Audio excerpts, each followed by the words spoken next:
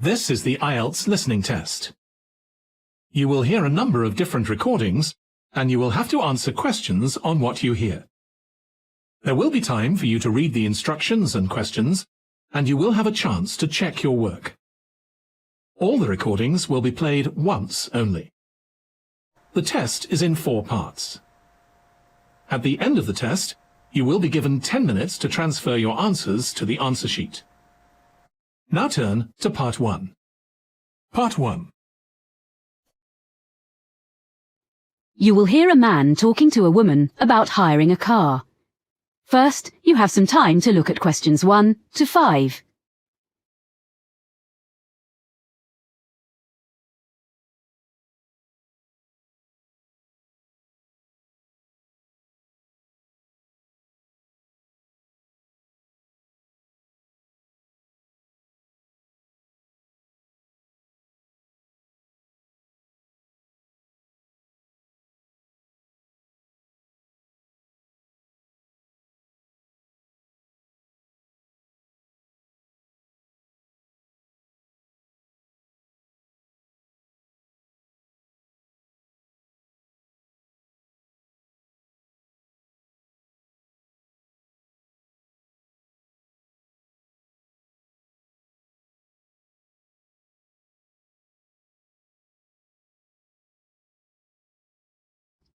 Now we shall begin. You should answer the questions as you listen, because you will not hear the recording a second time. Listen carefully and answer questions 1 to 5. Hello, how can I help you?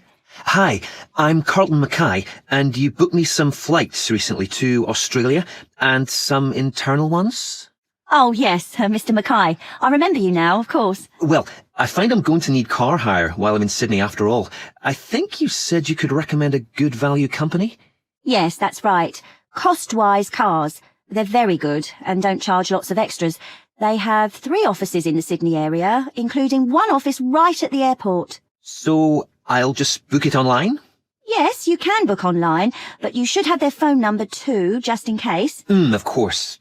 That's 1800 705 639. It's on the website, and you can get a discount if you quote your booking reference from us. Oh, what's that?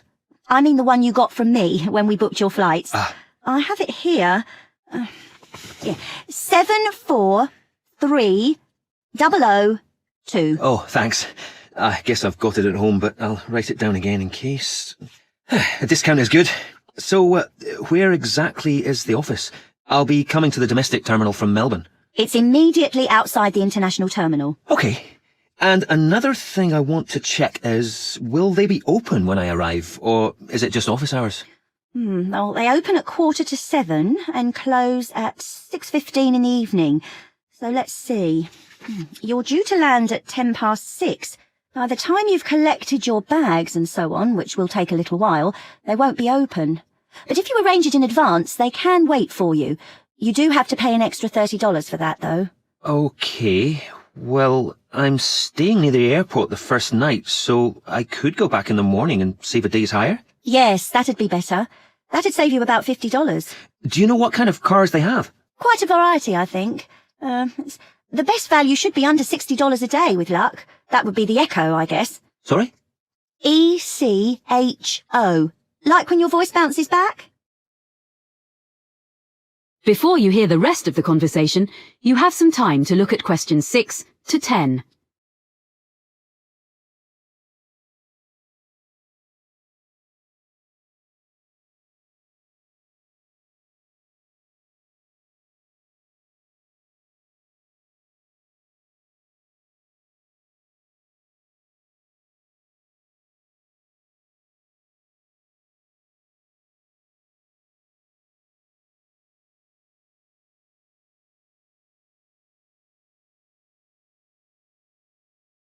Now listen and answer questions 6 to 10.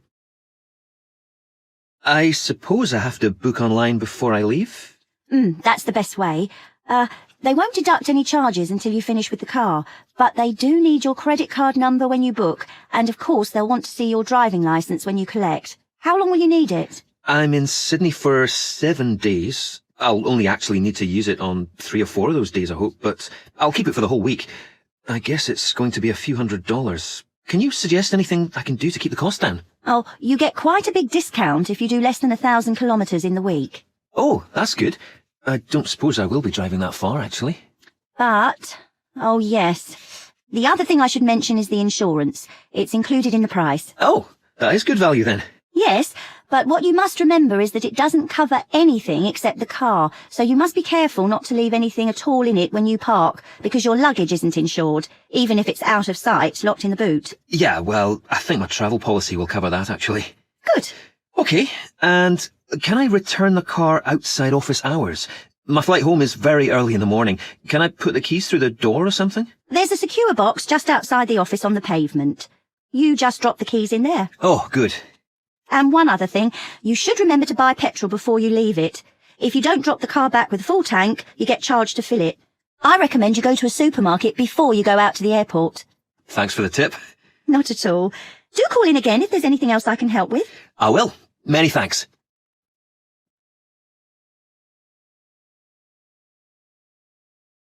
That is the end of Part 1. You now have 1 minute to check your answers to Part 1.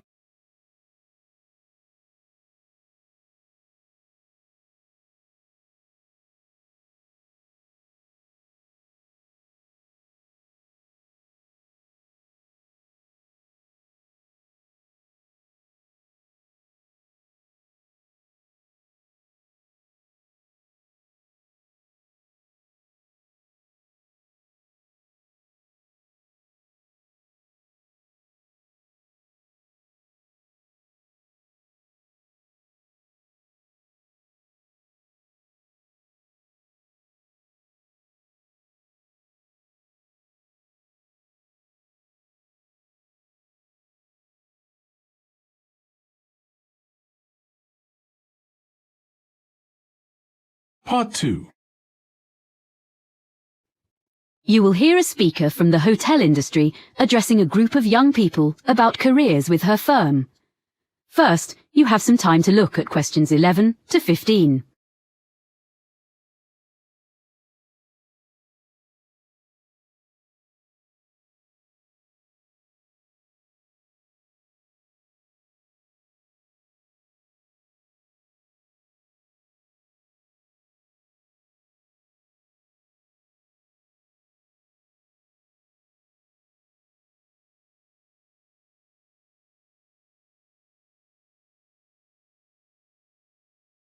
Now listen carefully and answer questions 11 to 15. Good morning. It's a great pleasure to be here in London and to see so many people interested in working in hotels. We in the International Finest Group of Hotels are very proud of our business, and we are always on the lookout for quality recruits in every department. Now, I'm going to outline some of the areas of work where we are currently recruiting and the essential skills or qualifications for them. Then I'll run through our recruitment procedure, okay? At the moment, we're looking for a number of people for administrative posts in different parts of the world, and also some roles which involve a lot of travelling. One of our main business streams is hosting special events for other businesses. If you have good communication and organisational skills, with a good level of fluency in at least one European and one non-European language, I'd suggest you think about becoming part of the team which sets up these events for all our centres. This would mean being based full-time in our London office. The work ranges from setting up small meetings a few days ahead to organising international conferences 2 years in advance, so there's plenty of variety. Some of the conferences we run have as many as 1,000 delegates, so it's quite challenging. Then there are some posts available for professionals in the catering field. Chefs we can find. It seems this is a popular career choice in many parts of the world, as in the UK these days, in spite of the exacting standards. But people to manage catering departments need more than a love of producing quality food. We're after really energetic and totally efficient young managers who already have the relevant business qualifications. No training on the job here. And they must share the team's determination to make everything run smoothly at any time of the day or night. Or if you are the type of person who enjoys a challenge, what about becoming one of our relief housekeepers? You'll be a good people person, well-organised and supremely flexible. As well as covering UK holidays, maternity and paternity leave, there will be times when you have to fill a key post when someone's sick, which could be anywhere in our European, Middle Eastern or Far Eastern hotels, so you must be prepared to hop on a plane at 5 minutes' notice. The International Finest brand name attracts visitors from all over the world and on all kinds of business and leisure trips. Our swimming pools and gyms need to be run by people with the highest standards of customer service. You don't have to be a great athlete, but smart appearance and a pleasant manner are necessary. A diploma in sports science would be the minimum requirement here. Lastly, I'd just like to mention that the main London office has another vacancy. Most bookings come online, especially from the Far East, for people coming to Europe. If you have fluency and some keyboard skills in, for example, Spanish or any Far Eastern languages, either having taken a degree or preferably from having lived and worked overseas, you might be just the person we're looking for to deal with email bookings and queries in the office here. A flexible attitude to working hours is also important, as you may have to come in outside normal office hours. Before you hear the rest of the talk, you have some time to look at questions 16 to 20.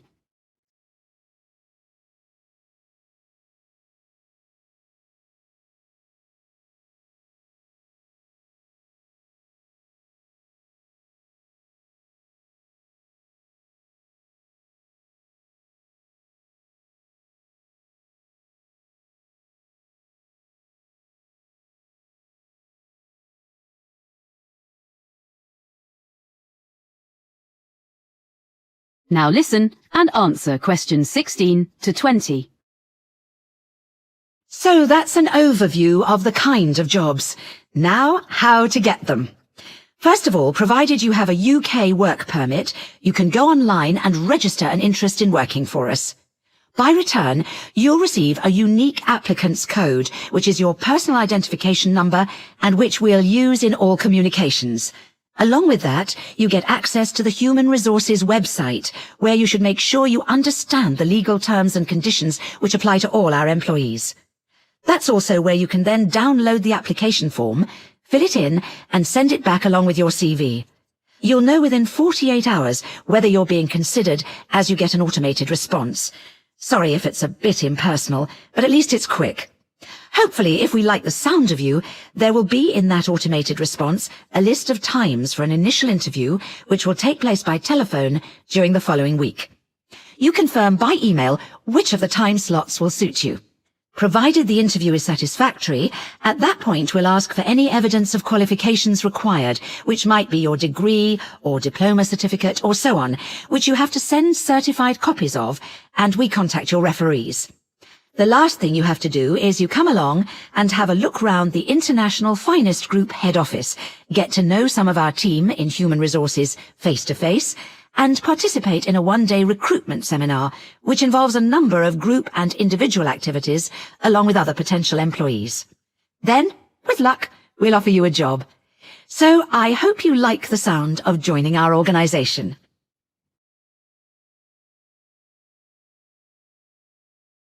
That is the end of Part 2. You now have 30 seconds to check your answers to Part 2.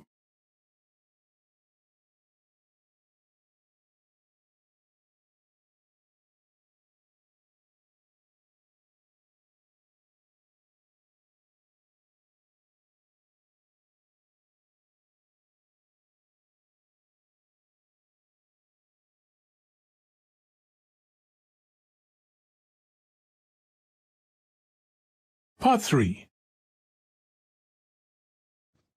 You will hear a student of landscape architecture discussing a project with his tutor. First, you have some time to look at questions 21 to 24.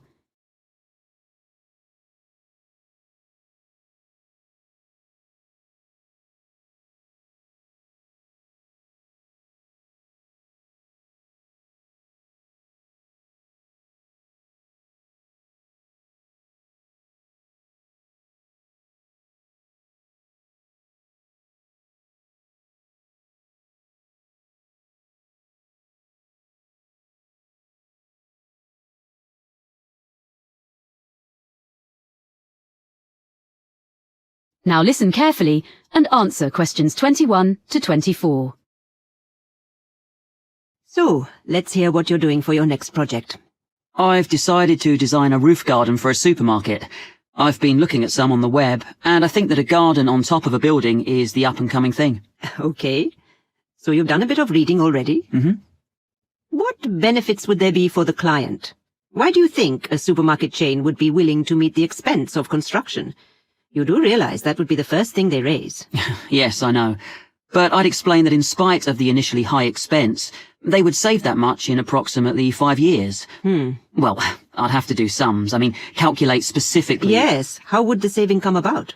Mainly through lower heating and aircon bills. Uh-huh. The extra insulation offered by having a layer of living plants in the soil would make a huge difference. Okay. But they might feel the expense of maintenance would be an issue. After all, supermarkets don't normally employ gardeners. What I thought was, if they made it a community garden, rather than a simple low-maintenance green roof. So there'd be public access. Oh, yes. Ah. Then there'd be a sense of ownership in the local community, and people could take responsibility for it, instead of the supermarket paying a commercial company, and it'll really boost their public relations. That's a good point. And have you been looking into how roof gardens are built nowadays? I'm still exploring that. But if I take advantage of the latest technologies for roof gardens, it shouldn't be too difficult. But in any case, you have to use lightweight materials. But that's a matter of making the right choices. You can even use quite traditional ones, such as wood, for the planting areas. Yes, that's what I thought. It'll look good, and it isn't too heavy. But for the basic construction, the issue you have to address first is the material used between the building and the garden.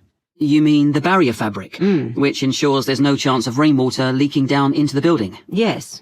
Nowadays that is very good, and quite easily sourced. Then, on the other hand, there's the business of water within the roof garden itself. You mean drainage? That's an important feature of the construction in any roof design. Yes, but I think most drainage issues have been well understood for quite a long time. Okay. But another thing is with plants in an exposed situation, you usually need to find ways to optimize rainfall. Yes, because rainwater is best for the garden, if you can store it for when it's needed. What I've been looking at are some buildings which use fairly conventional storage tanks, the kind that have been in use for decades, but have them linked to modern automatic watering systems. Sounds complicated. It's less so in practice than it sounds, I think. I've been researching them, and actually the latest ones definitely work very well, and they can be electronically regulated to suit the local microclimate. That sounds interesting. You seem to have been doing some thorough research. Make sure you reference all your sources when you write it up. Yes, sure. There's one more aspect I'd just like to run past you if there's time. I want to include a light feature in the design. Of course. I've got a sketch here. Let's have a look then. Before you hear the rest of the conversation, you have some time to look at questions 25 to 30.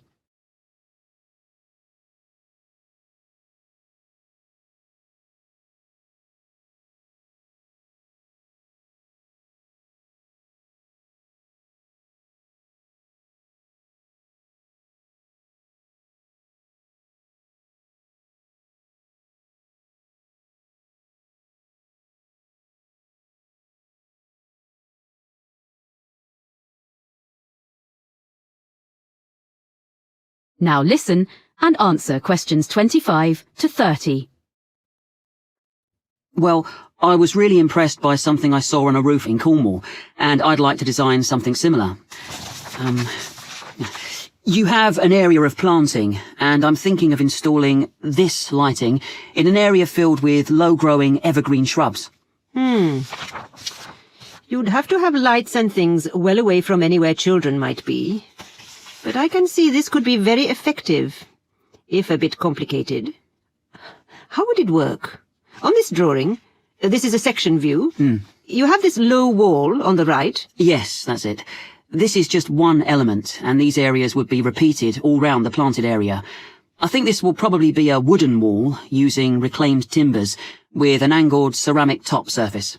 Perhaps even ridge tiles, like they use on roofs? Oh, yes. That'd be just the sort of thing. And that'd make it weatherproof.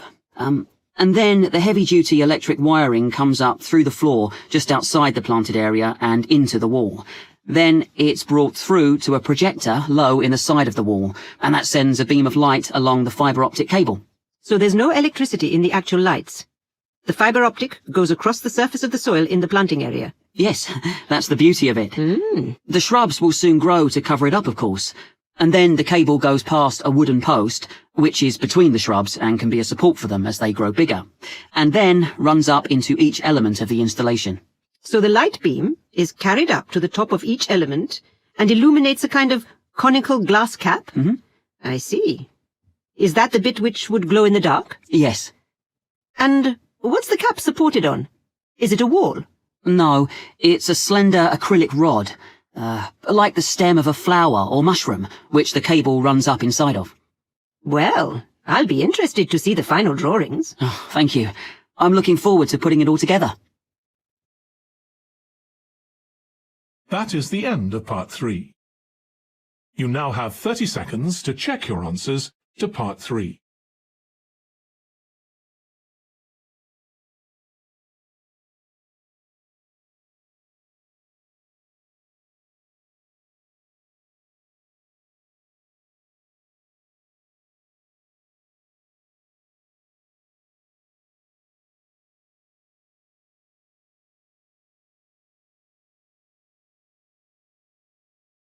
Part 4. You will hear a geography student giving a presentation about sand to fellow students. First, you have some time to look at questions 31 to 40.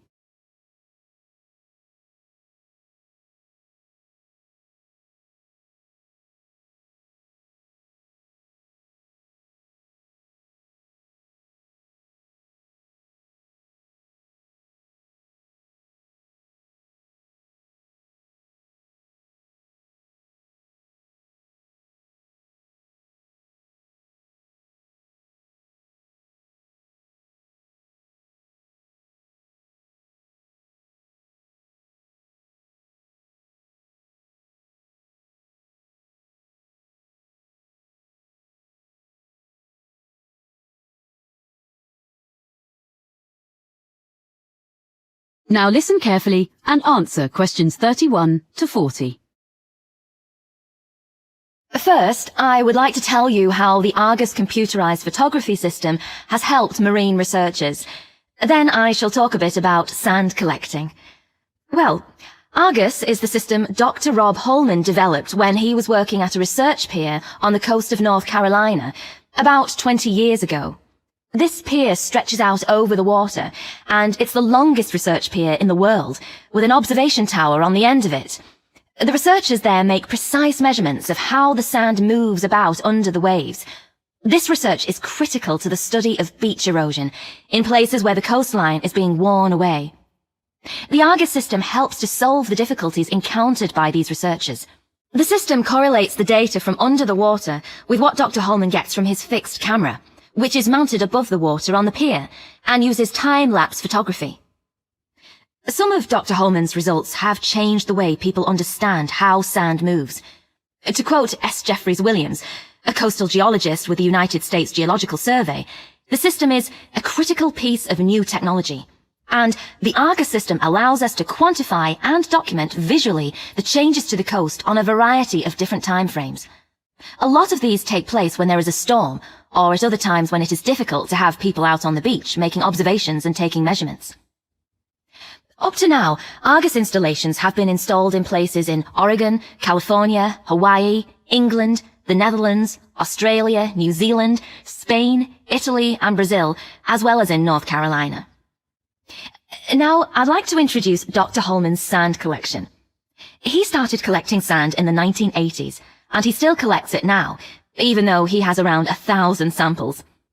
They come from his travels and from geologists and amateurs all over the world, and the collection includes sand from each continent, including Antarctica. People send him sand in envelopes, plastic bags, paper towels, and all sorts. Each is stored in a glass jar, which Dr. Holman labels by latitude and longitude of its origin. As well as he can work them out. Sometimes the information is a bit sketchy. Anyway, it's mainly geology students at the university who study his collection, and they can learn a lot from it. For instance, one set of tubes displays sand from the east coast of the US, so you can see that the sand gets lighter and finer from north to south. By the time a grain of sand eventually washes up on a beach in Florida, at the southern end of that journey, it has been battered by waves for a long time, so the grains are fine and rounded, because most of the time sand is not stationary on the beach. Okay, so if you'd like to collect sand and maybe even send some to Dr. Holman, how should you go about it? Well, the list of equipment is very short and easy to find, but you should keep a supply when you're traveling, as you never know when you'll come across an interesting sand sample. One really handy thing for digging sand, especially if it's hard or frozen, is a spoon. It's perfect for that. If you're traveling by air, it'll have to be plastic, but metal is preferable, as plastic tends to break. You need something to put the samples in that is damp-proof and easy to carry. You can just use plastic bags, but you need to record the location and date on the bag, so you must also have a permanent marker with you, because you can never assume you will remember where you gathered a sample from later on, and you don't want it to rub off before you get home. And that's about all you need in the field to collect sand. When you get home, your samples should be logged in a notebook or computer. You need to note the location and be really specific as to exactly whereabouts on the beach you gathered your sample, low tide mark, under cliff area, etc. Then you store your sample. You want to keep everything in good condition and avoid contamination. So first you make absolutely sure that each sample is perfectly dry. You don't need any complicated apparatus for this. You can just air it out on layers of newspaper, which is suitably absorbent. Most people find that's the best way. Then, lastly, but this is really important, before there can be any chance of confusing this later sample with another, you put it in a clean small bag or a jar, and you must stick an identification label on straight away. Some people put one inside as well, in case the outer label falls off, but that's up to you. Well, that's about all you need to know to get started as a sand collector. Any questions? That is the end of Part 4. You now have 1 minute to check your answers to Part 4.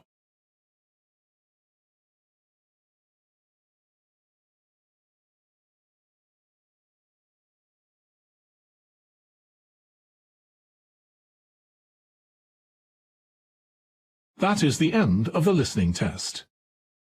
In the Ielts test, you would now have 10 minutes to transfer your answers to the answer sheet.